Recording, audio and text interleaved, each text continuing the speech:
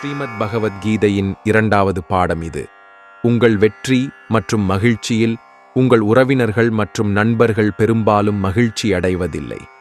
மகாபாரதத்தில் யுதிஷ்டிரர் திருதராஷ்டிரரை தனது தந்தையாக கருதினார். அவரும் பாண்டவர்களும் திருதராஷ்டிரரின் ஒவ்வொரு கட்டளையையும் மதித்தார்கள்.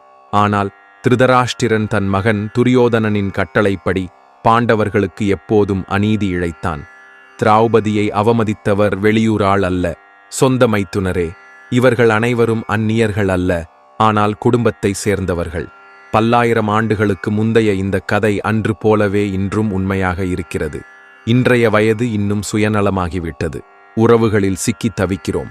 நீங்கள் பார்ப்பீர்கள், அதிக உறவுகளை பராமரிக்கும் நபர் மக்களால் மிகவும் முட்டாள்தனமாக கருதப்படுகிறார், மிகவும் விமர்சிக்கப்படுகிறது, மிகவும் சுரண்டப்படுகிறது.